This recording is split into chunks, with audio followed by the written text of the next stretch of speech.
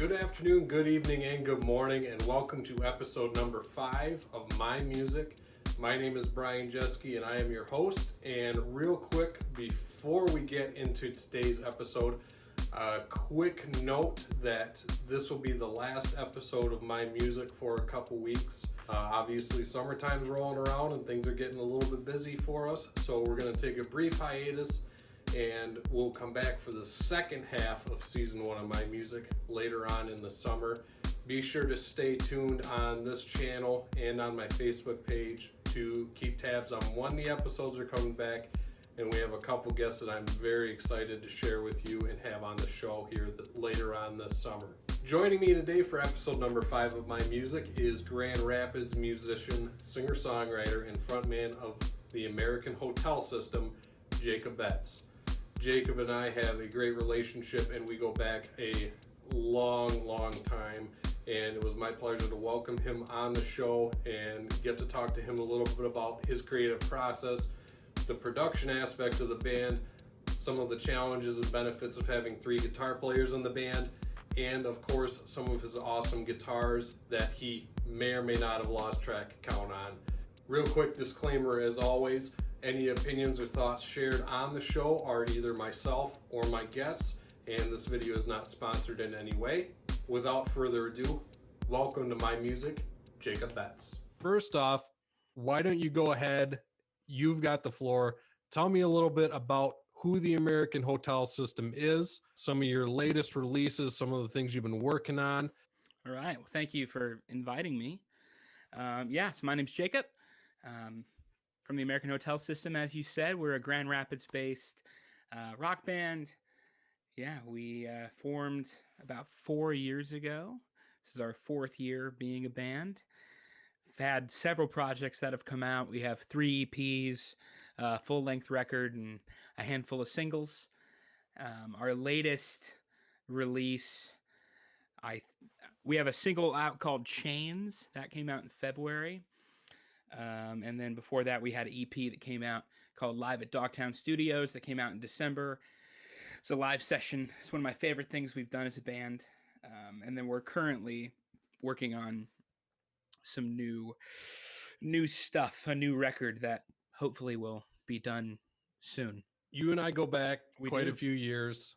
I remember, sitting in your house up here, way up in the Great White North, practice some guitar and listen to music and things like that. When you started playing at a pretty young age, if I remember correctly. Mm-hmm. Did you start by taking lessons? Did somebody close to you give you a guitar as a gift? How did that start out for you as a guitar player? So I can tell you exactly when it started. It started on Christmas Day, 2004. I was 7 or 8 years old, and my father purchased Guitar Hero for me as a gift. I had no interest in Guitar Hero. I had no interest. I didn't even know what it was. But he wanted to play it with me because it was all the songs that he grew up listening to, these classic rock hits. And so I was like, okay, whatever, we'll play it. And it was my favorite thing. And in that game, the guitars that are in that game are all real guitars.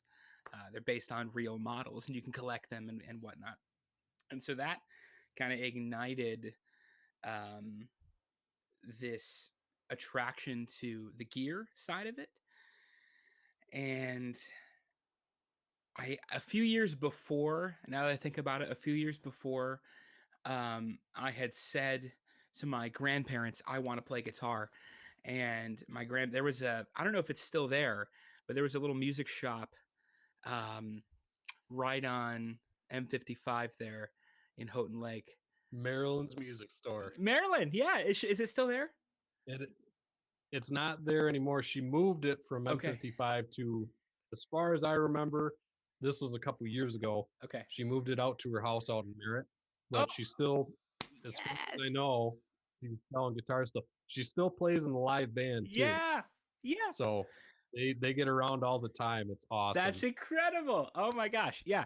So we went in there, and my grandparents bought me a guitar. I was way too small, like physically small, to play it. Um, it was a full scale Telecaster knockoff, and I have it somewhere. I couldn't find it. I was gonna grab it to see if I can find it. I couldn't find it, but it's somewhere in this house, um, in a case somewhere. The bridge is all collapsed. It's stickered out with Jesus freak and all this stuff on it. But they got that for me. I remember the You Sally. remember that guitar? Yeah, Oh yeah, I remember it. yeah, yeah. So I had that one, and I tried to play a little bit, and it was just too small, and my hands weren't large enough. So, which I know I mean, there's little kids who are amazing guitar players who are way better than I ever will be. But I put it in my closet for a few years, and then Guitar Hero happened, and I was like, oh, that's right, I have this guitar. I honestly, YouTube was like that was the resource.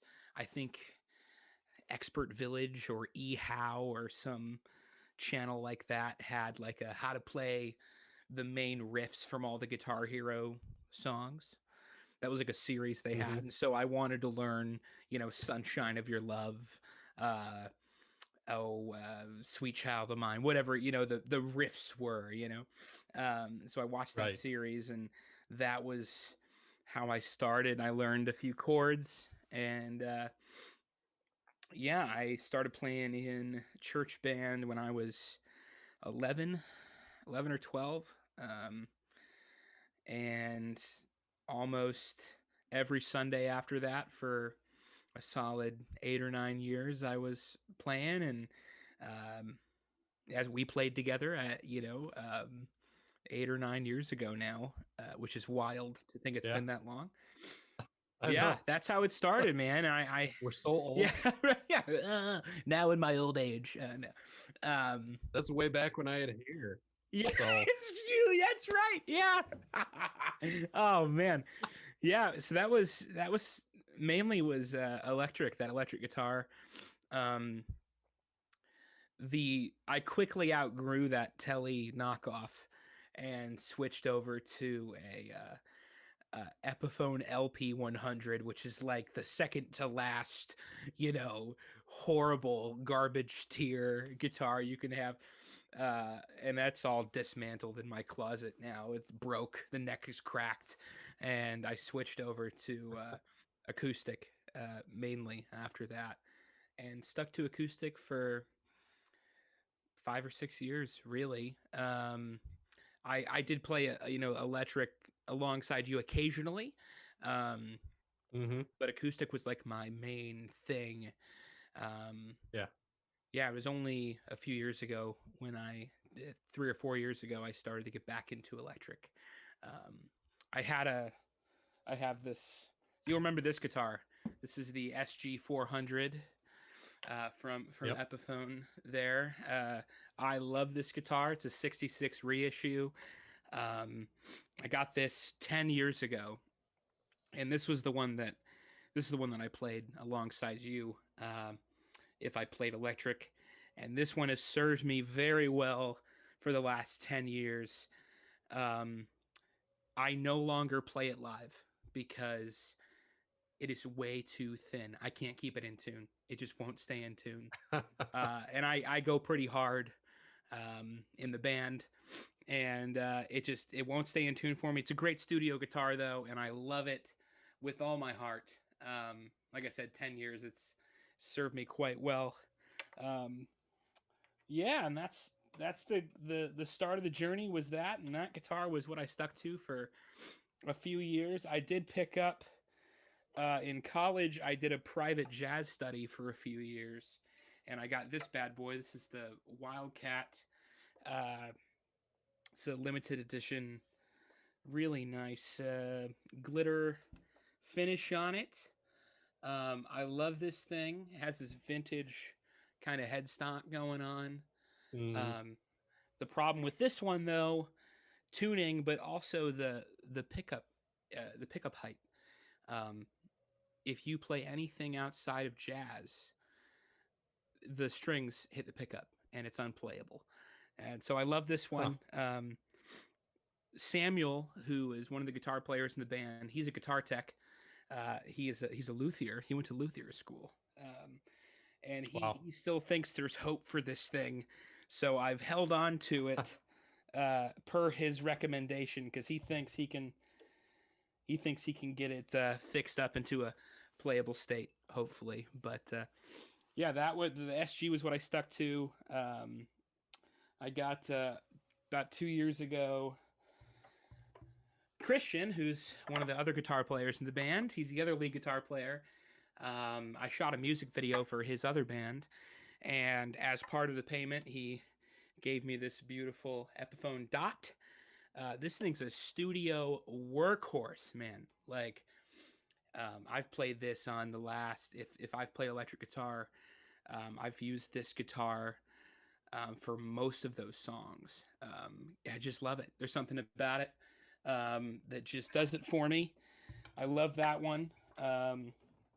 There's a trend of Epiphones in my life.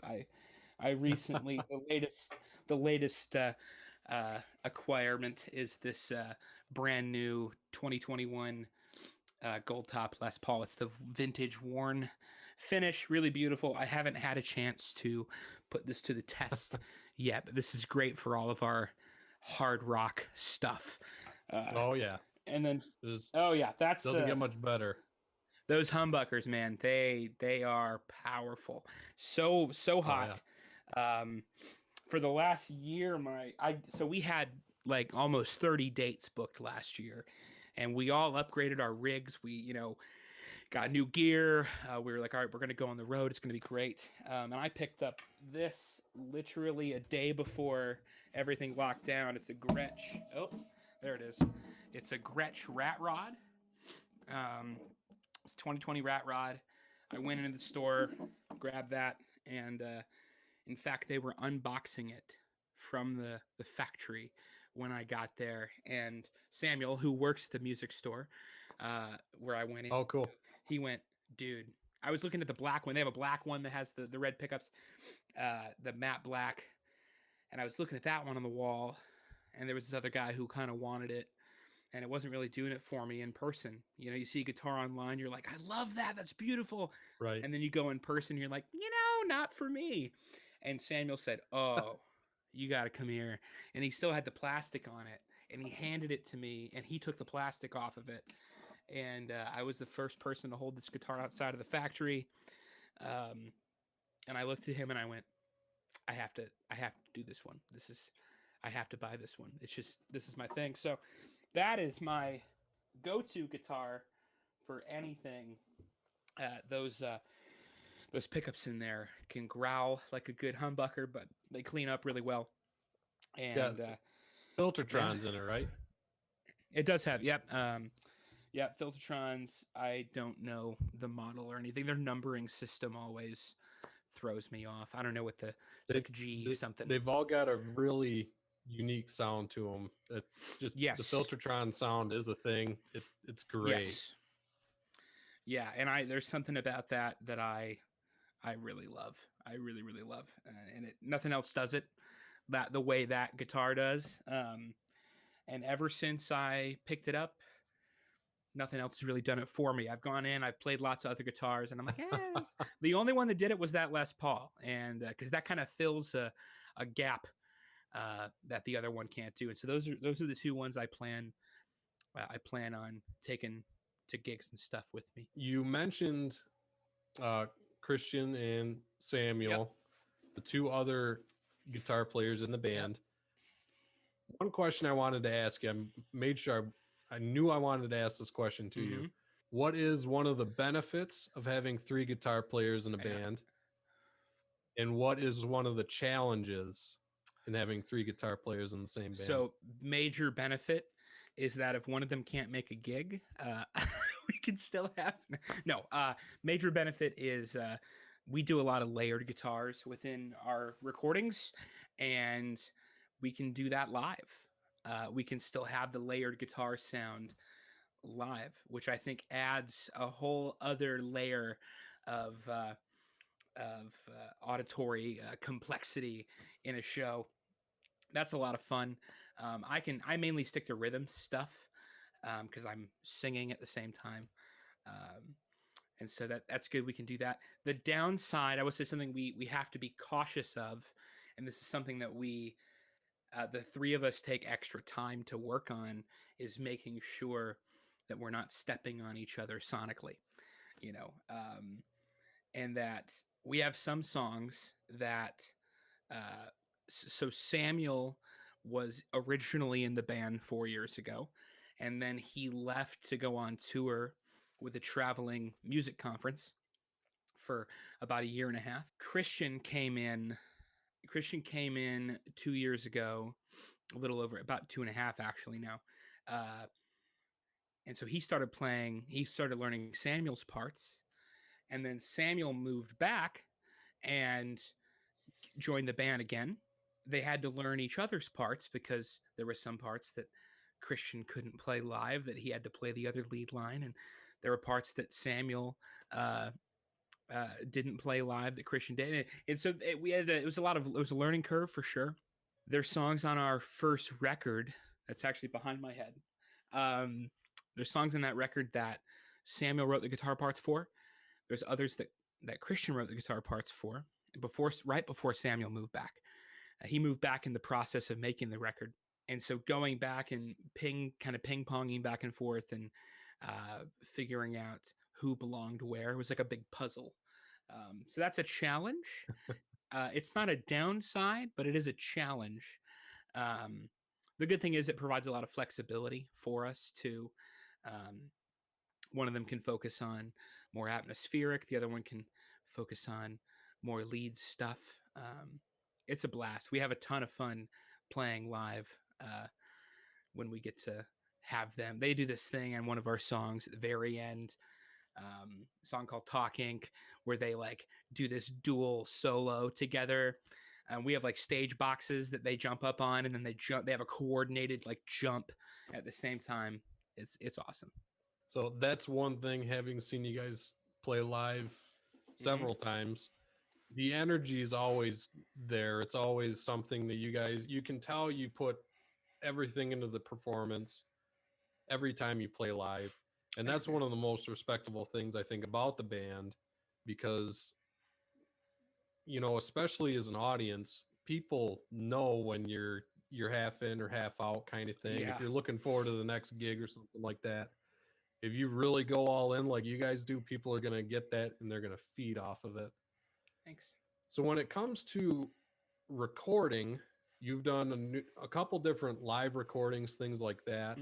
And obviously you're always active in the studio. One of the best things I think you do personally, and as the band, as they come in and record their parts, you live stream on Facebook and things like that when you're in the studio putting tracks down and tracking vocals and guitar and drums and all kinds of things. What made you want to start doing that? Oh man, it's funny. I was just thinking about that earlier today because it's been a while since we've live streamed any kind of studio thing. We haven't really been in the studio much. It's been here and there, a lot of remote stuff. I think that started 2 or 3 years ago. I think Haley and I, who Haley plays drums. Haley and I were recording drums, and I just said, "Hey, I'm gonna set up this my phone and go on Facebook Live and just chat and have it open." And I don't remember the first time I did it, but there's a handful of people who watch every time, but it's a lot of fun. And I think to myself, if I could go back and I could watch my favorite artists in the process of recording these albums that I love so much, oh, that would be it'd be priceless. And so one of the things I try to do is think, okay, what would I want my favorite band to do? And I think the community aspect of being able to say, hey, check this out, here it is, new stuff. I mean, you'll hear stuff on those streams months and months before it ever comes out. yeah, it's just fun, and I love sharing it. I would have a webcam going all the time if I could. That's always something that I look forward to seeing. Every time one of those pops up, I try and jump in and Oh, thank hang you. out for a little bit. That So, encourages me to do it more. so I remember one of your first recordings when you released your live version of Deaf Ears. That was going Mm. back several Oh several yeah, years ago now. yeah. And then Hmm. to listen to what you're putting together now with the band and everybody, how I understand those recordings are a little different in how they were recording, that kind of Yeah. thing. But the production Yeah. level you guys are able to put out is something you should really be proud of, for Oh, one. thank you. When you're tracking kind of things, when you're creating, is it something that you all get together and work out, Mm. or is it mainly you doing a lot of the legwork and then saying, okay, this is where I want it to go? What do you think? What do you got for me, kind of thing? Yeah, well, thank you. I believe I took that version off the internet to the best of my ability. Wipe it clean. That's one for the vault. If you have it, bootleg it to other people if they want it bad enough. But we've tried to scrub that off. Um, Oh, I've got yeah, it. okay. The next thing to go would be the searching sessions, which was our first live session we did. Which Haley and I are the only two people who were in the band who were in that session.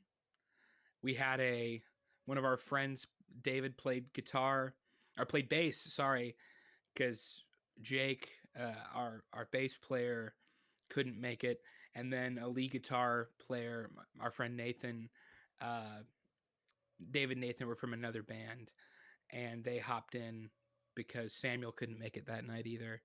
And then we had a keys player named Ethan. Ethan's in a different band now. Um, and so we Haley and I just said the other day we should probably take that one down next. Uh, so uh, just because Next we've on the grown a block. lot. Yeah, yeah. That was 3.5 years ago. Yeah, production wise. So I'm in the corner of my loft studio right now. The upstairs of my house. Uh, when my wife and I got married, almost 3 years ago, be 3 years ago in 3 weeks. Went on our honeymoon, came back, and turned my old bedroom into a studio. Um, Super tiny setup. I just have some treatment on the walls, and then same on the other side, guitar rack, tons of cases. I have a little bit of a desk with a simple interface and some monitors. But I think learning to work with the limitations of what we have has it's a challenge, but it also says, okay, these are our limits. Let's make the most of it. I'm really proud of the last few things we've put out production wise. And that's a ton of it is a huge thanks to my dear friend, Zach Rumley. We went to college with Zach. Um, Zach is a wildly talented mix and master engineer and videographer, and he and I have done a lot of production work together. But normally, the process of doing a song, Chains, for example, that was our last single that came out. I will record a voice memo, just pull out my phone, whatever. That probably has 4 or 5 different variations of a voice memo. I add a verse or whatever, and change the chord progression. I send that over. I say, hey, what do you guys think? They say, hey, cool, and then I record a scratch track, super rough scratch track, just with a click, and I keep the click on when I bounce it out and give it to the band and say, hey, here's the guide track, here's the chords, here's the lyrics, let's work on it. If we can workshop a song, we will. Honestly, the last year and a half, we haven't really done that. I've recorded guide tracks, and then Samuel or Christian will come in and record some lead guitar or just add some energy to it, and then Haley will come in and she'll record drums, and then we'll have another guitar come in and record. Or we really want the guitars to record at the same time, so we'll do that if we can. have Samuel and Christian working together, because I think everything that we've done that on just sounds better. Loyalty was the first track we had them record together at the same time. And I think that one they work together really well. Chains as well. And then Samuel will add strings if we have strings. Jake will come in and record bass. And ear candy stuff is, I love that. So I try to look for places in the production where I can add some little ear candy, sparkly, whatever. Normally, post production wise, I'm cleaning up the vocals and comping the vocals. I'll go through, I record a final vocal track after everybody else is done. Normally, I'm like, okay, here's the guide track. Okay, here's another vocal.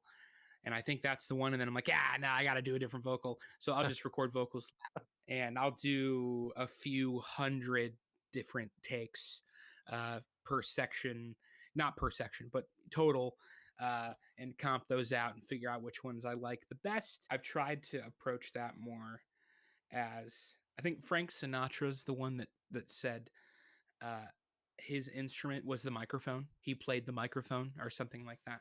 And so I've tried to experiment with, okay, dynamic, microphone placement and playing around with that in the vocals. Chains was one of the ones where I really think that shined through. And then I'll clean those up and do some basic mixing. And then I'll do a reference mix for Zach. I send that off to him and with tons of notes. He goes through and he does like the final mix of it, does a master and sends it over, normally within a few days. We're recording a track right now. I just did the guide track for it yesterday, and we'll probably have the finished song next week at some point, because we can move really quickly with the flow we've created. And it feels good, man. It feels really good to be able to look at the songs we've done and say, I am really proud of this. I think stuff we put out in the past, the first few things, our first EP, I'm still really proud of what it represents. But the production between that and then our full length is so different. And the full length is really rough around the edges intentionally. I wanted that one to sound really raw, and I wanted it to sound a little bit like a live session, even though it wasn't. And that's all intentional. I think that sounds like it belongs. Postcards right here. Postcards came out last year, and those are a little more stripped back. Those are a little more raw, but I think the production on those, weirdly enough, is some of the tightest production we've had. That was really when we figured out a good flow. Because we were recording all those songs remotely. And, some of us couldn't get together because of quarantining and whatnot. And really finding a good flow of production and good cycle to get into has been wildly helpful. And now we can apply that and work very quickly. To take from guide track to song ready to release in a week, that's pretty impressive. Yeah, normally a week and a half. If I'm a little too optimistic when it comes to release windows. And so I'm always like, we'll get this done and it'll come out 2 months from now. And then inevitably things happen. Like I had COVID last month. I was dreadfully ill for a few weeks. And that was like the 2 weeks I had planned to get 2 songs done so they could be done like 2 months in advance. And that didn't happen. So we're trying to catch up now with that. Such is the world, man. Mm-hmm. Never works out how you plan it. No. We've talked a couple different songs brought up. We brought up Deaf Ears. We brought up Talk Inc. Brought up my personal favorite, Loyalty, by the way. Thank you. What are 2 examples of a song where it just all came together right away? And then what's an example of one of your songs that you had to squeeze every ounce of creativity you had to put that together? So one that came together right away, I would say The Poison, which came out last June. That song I mean, literally from writing the first lyrics until finished song was a few weeks. Yeah, to finish master, and it would have been faster had we not been on lockdown either. Yeah, I wrote the whole thing in a day, maybe. I wrote a few verses, and then I came back and wrote the last verse later that evening, and recorded a little demo on my phone, sent it to the band, and then recorded the guide track after everyone was like, "Dude, I really love this." I wrote that song and a song called "Nothing Is New" on the same day, um, which they're kind of like partner songs, same key, everything. So I demoed it out, and then we did the guide track, and then I recorded all the background vocals, the ooh, whatever it is, those things that there's like gang, like choir type vocals in it. I did all that myself. Sent that off. Samuel played violin. He came in, did like 2 takes. Haley came in, did drums in like 1 take. Christian recorded the guitar parts at his house in a few hours and sent it over to me. And then Jake came over and recorded bass in like 1 take. And yeah, the song was basically done. That one just kind of snapped together um, very quickly. Change was also that way too. And then on the flip side of that, the song Breakdown was like a battle. That song, the first EP we put out, that song was on there, and it's wildly different from the full length record version. It started with like acoustic guitar, and it was really dark and brooding, and the vocals were intentionally whiny. And then Jake and I were hanging out one night. I mean, months later, we were hanging out, and he's like, "Dude," he's like, "I have an idea. What if we did Breakdown, but like as a rock song, like, you know?" And I was like, "I mean, I don't know. I really like the way it is, because in my head, I've already, when I wrote it, it was like that. When we play it, when we recorded it, it was like that." And I was like, "No, that's the way it's supposed to be." And he was like, "Hear me out. What if we at the end of the second chorus we did like this build and then a stop and then a guitar solo?" And I was like, "Whoa, whoa, whoa, whoa, whoa, guitar solo?" He's like, "Not a guitar solo." And we did a key change at the end, and I was like, "What are you, calm down?" And then we tried it, and that was our first rehearsal with Christian in the band. We did that arrangement, and I was like, "Okay, this is worth doing." And so we started playing it live like that. And then we recorded it like that on our full length record. And so the journey that song has gone through has been, uh, it's been wildly different at various stages. And then I would also say there's one coming out later this year that no one's heard yet.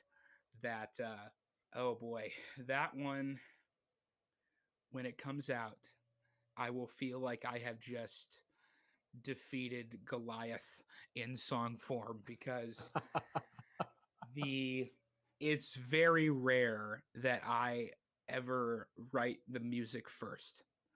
I almost always have lyrics that I focus on putting music to, or the music and the lyrics happen at the same time. This song, I had the whole arrangement in my head. I could hear it. I can hear all the instruments. I can hear all the stuff. I can hear my voice, but I don't understand the words that I'm singing.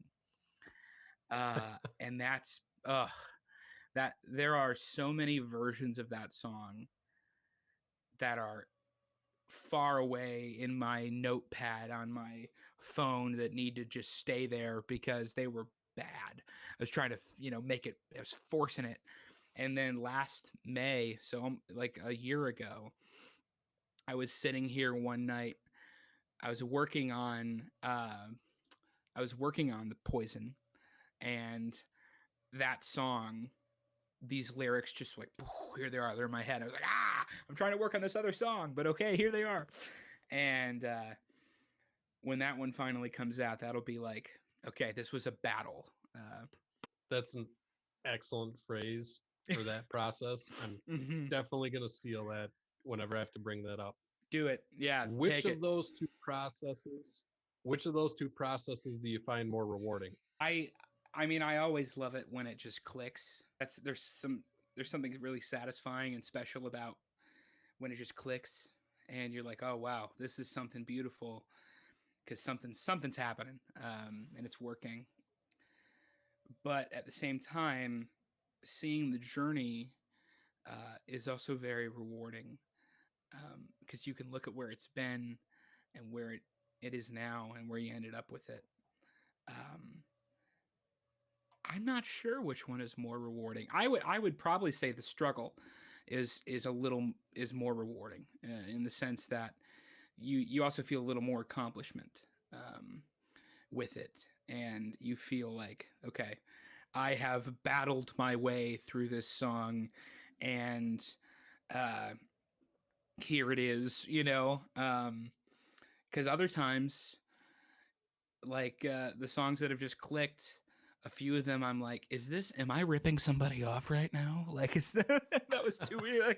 Like, is this, am I plagiarizing? I don't know. I'm glad I'm not the only one that does that. Yeah. Like if it comes together, it's like, did I just listen to this groove Yeah.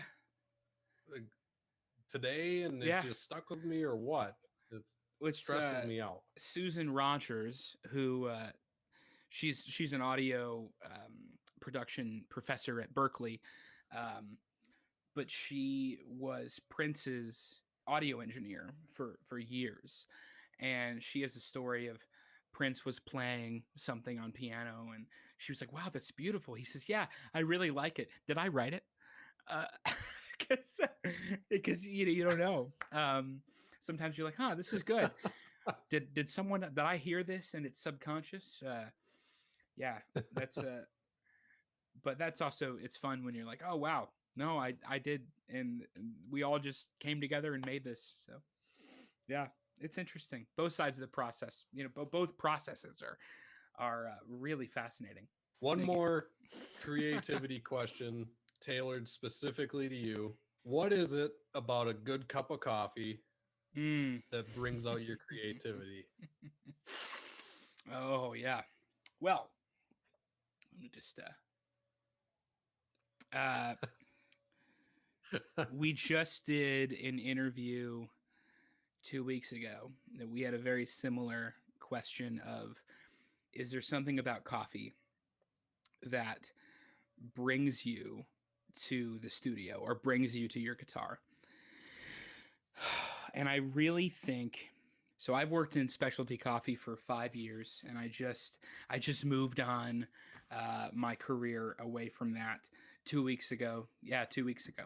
I think coffee is the intersection of art and science, which is craft, right? That's craft.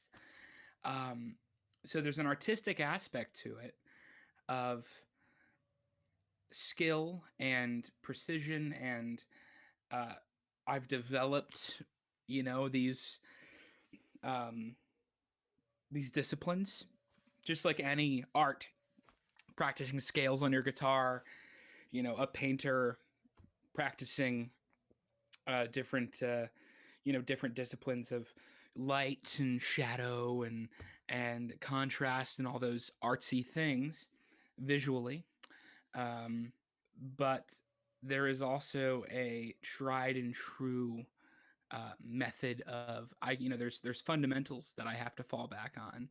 And I think music is the same way, where I'm a big fan of a documentary series called Everything's a Remix. You should check it out if you've never seen it. I think it's free. You can watch it. But the thesis of that is all art is just a reinterpretation of past art. Um, and so taking the influences that you have and making something new and original, whatever that means, original to you, taking these things that inspire you and making something that is your own, I think is very similar to learning how to make coffee, crafting that ability, and taking whatever raw ingredients I have and trying to make something beautiful to share with people. I think that might be, if that analogy works, I think there's definitely an intersection there of coffee and music. Perfect. That works for me. Thanks, man. Let's shift gears a little bit. I know, speaking from a personal level, I love me some guitar pedals. I see you've got your pedal board sitting there. Let's walk through your pedal board. You said you just kind of put this new one together, so let's walk through it bit by bit and let's talk about what's on there. All right. So for the longest time, and this goes back to when you and I would play together, I didn't use anything at all. And then I got, I think Andrew got like a delay pedal and a chorus pedal, and he let me use those. And I was like, yeah, I'm going to put delay on everything. And that instantly sounds cooler. That way you can hear my mistakes 37 times instead of once. That's really what delay's used for. Yeah, absolutely. Yeah. Highlighting mistakes over and over and over again. Yeah. Did I bought did I buy a chorus pedal from you? Yes, you did. I think I bought your Boss Super Chorus. Yeah, your Super Chorus. I have it somewhere. It's not on my board, but I have it somewhere in the studio. And then I bought your wah too, didn't I? Your Crybaby. And you bought a Blues Driver for me, I think, too. Ah, yes. Yeah, I have all those. Was it not the wah? I don't know. I think it was all three. I really do. Anyway, because I got those at the same time. It was a while ago. I'd forgotten about that until just now. I used those horribly. Yeah, I used those horribly. They were very, and I just took them off, and I had like a Vox Valvetronics built-in stuff, but I rarely did anything like that. Anyway, so this board, for the last 2 years, I've used a Line 6 M13. And had all of my presets in there, because I'm really never doing anything more than like a distortion and maybe a delay, but if I have delay on, I'm not normally using a distortion on that. So last year, before we were going to play all these shows, I said, okay, I got a big boy guitar. It's time to have a big boy rig. So I bought I bought a Fender Bassbreaker 15, and I love that amp to pieces. No other amp has done it for me ever since I picked that up. I love that thing, and I didn't lug that up from the basement to show you because anyway. So I get it. Got this board, and Samuel helped me buy this, configure this board. So I'm running, and I had the M13 on here until about 2 weeks ago. And that took up most of the space on this board. It was ridiculous. It was a ridiculous. I was going to say that. Yeah, it was dumb. I don't know why I did it, but standard VP Junior, nice little click tiny tune. The Keeley compressor. This is the compressor plus. Runs into there. So make sure I got that signal flow right. So yeah, runs straight into the compressor. And then after the compressor, I have one of my favorite pedals. This is a JHS Prestige. I use it as this is broken. Anyway, I use it as a clean boost. It's basically always on. I will occasionally dirty it up a little bit. The first third is a clean boost. The second third is a distortion, and the third is a full-on overdrive. Samuel gifted me with this beautiful June 60 TC Electronic chorus. I haven't had any applications for this yet, but there's a project we're writing and working on right now that this is going to be on a lot. After that, I have my plumes, my plumes from Earthquaker Devices. I love this pedal. It's a little low gain for me, but that's okay because I just got this Line 6 HX Effects a few weeks ago, and it does way more than I need it to. Samuel and I set it up. We recreated this board firstly in here. So I have a preset that's this board inside of here if I ever need to, or any of these pedals fail. I had one of the only things we did last year was in Cadillac. It was Depot Music Fest in Cadillac. We were the headlining band. I mean, we had TVs, we had our big stage banner, and I was setting up my rig and I was ready to go, and it wasn't working. The thing every guitar player dreads. You're like, no. Luckily, it was the power supply for these pedals. So I just went into my M13.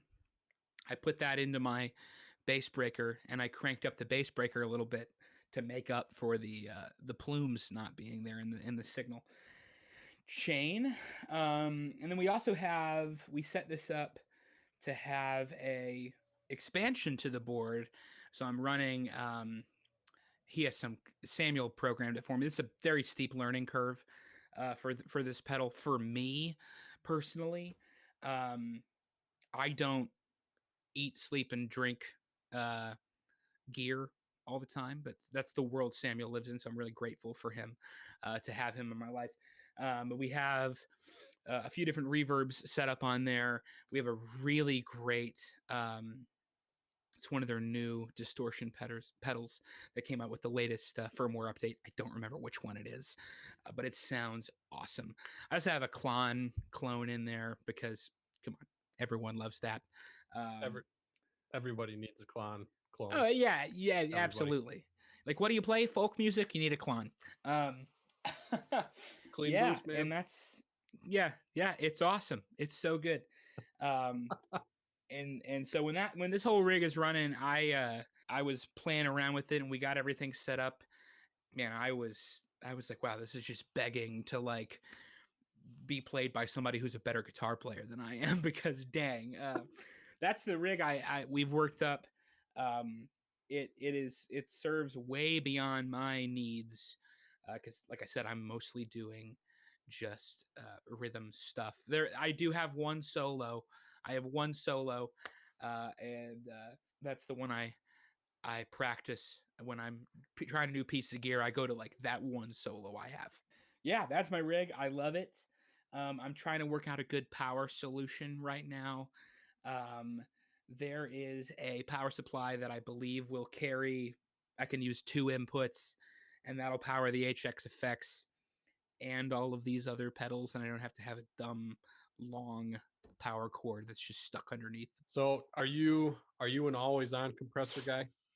Yes. Yeah, so I have that compressor on all the time. And then this is one of the main things that the HX effects I utilize for. I utilize the HX effects for is the first channel is an EQ.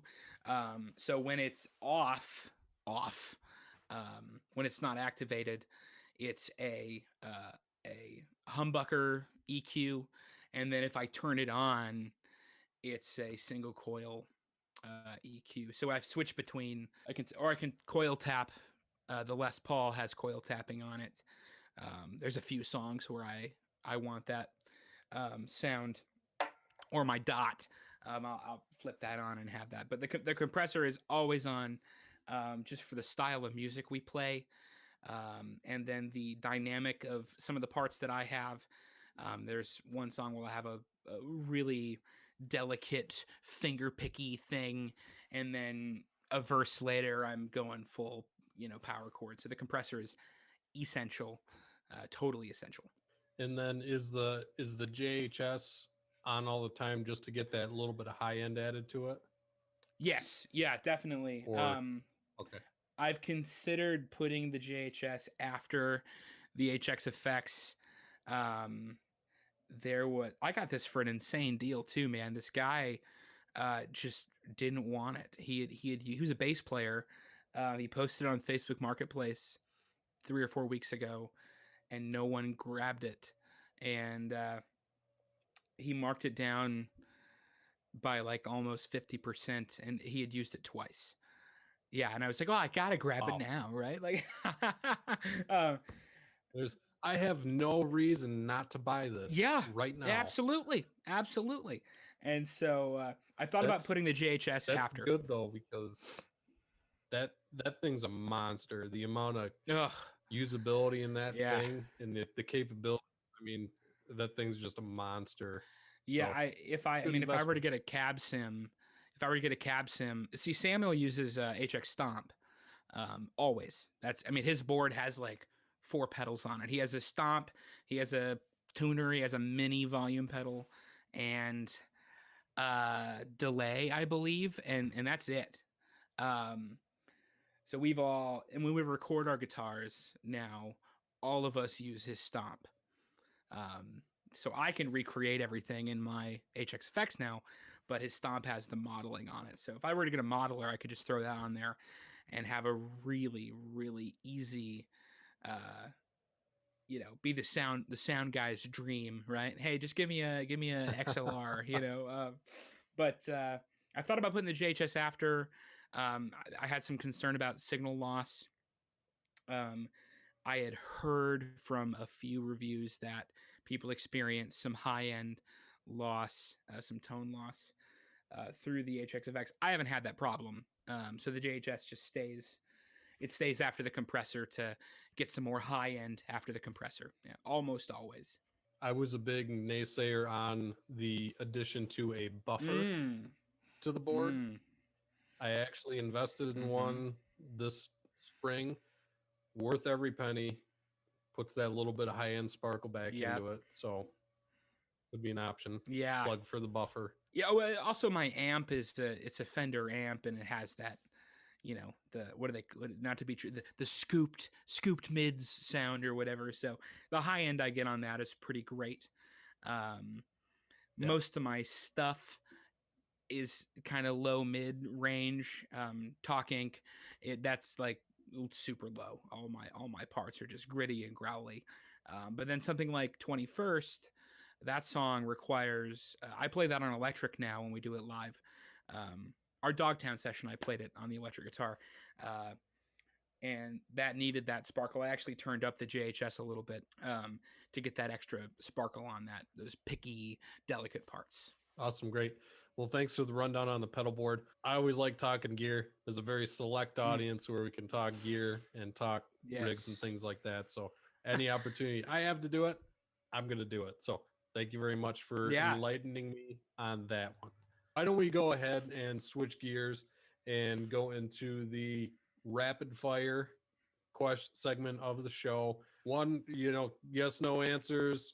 Give an example if you need. If I ask you a question, name somebody. You can elaborate if you want.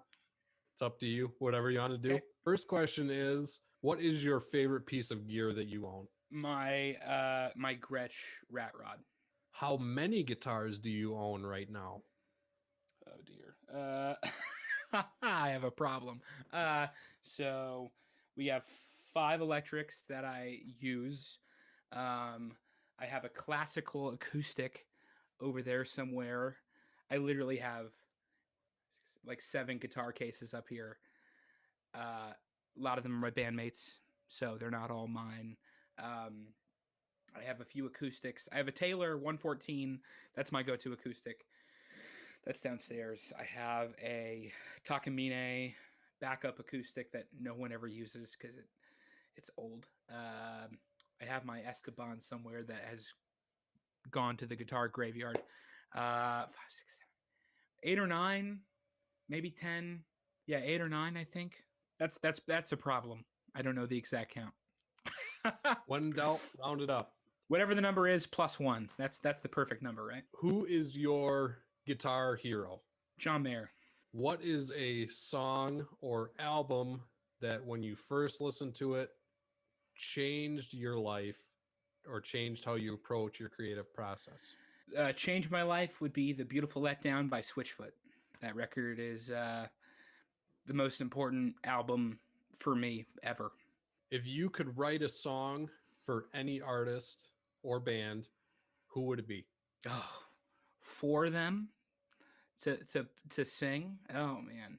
I mean, my heart goes to Switchfoot because John's like one of my biggest inspirations. John Foreman's my greatest songwriting inspiration.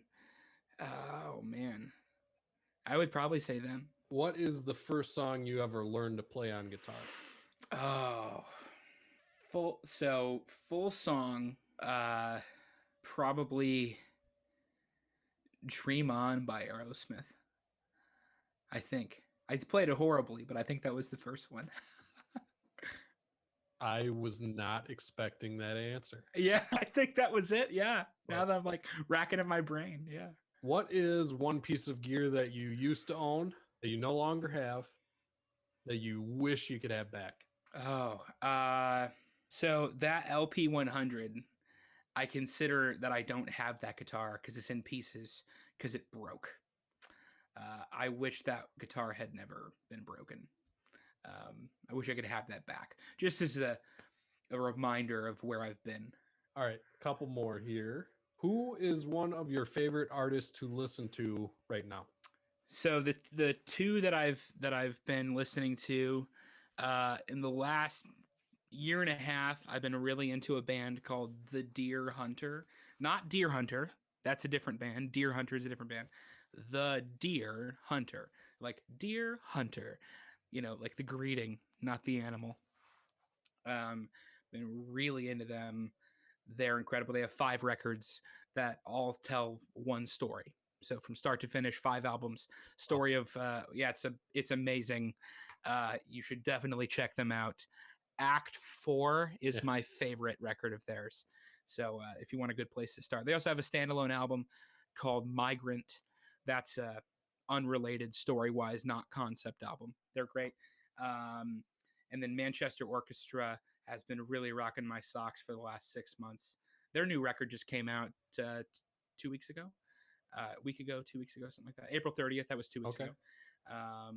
Manchester Orchestra and The Deer Hunter are probably the top 2 that I've listened to in the last year. What is your next biggest goal musically? Oh, man.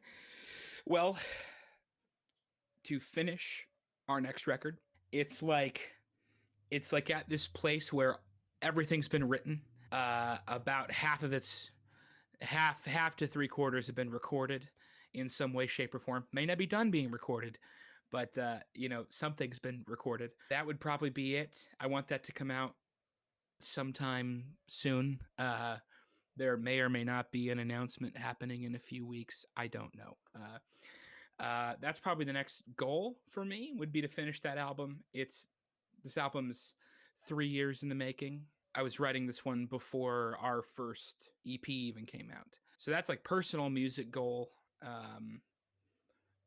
Would be finishing the next record. We're writing 3 albums right now. I try to not get overwhelmed. Overwhelm myself with work, but the next 2 tie in together, story-wise. Last question for you. For the band, what would the pipe dream gig venue be? My wife just asked me this last night.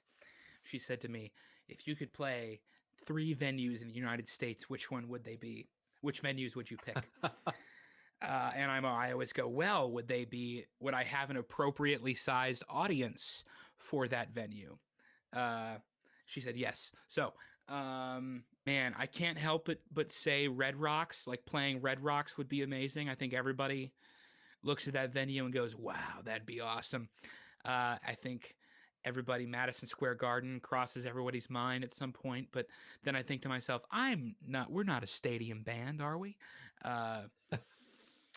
20 Monroe in downtown Grand Rapids, that's one of my favorite venues, and I feel like playing that venue would be so special because I've seen so many shows there that are so important to me, and being able to play at that venue would be, I guess it would feel full circle. I don't know. I'd say honestly 20 Monroe would be awesome. I don't think that's too unrealistic. It's out of reach right now, but I think that someday it's possible. You could say that about anything, though. Well, Madison Square Garden's possible too. Right? Red Rocks, or the Hollywood Palladium would be cool.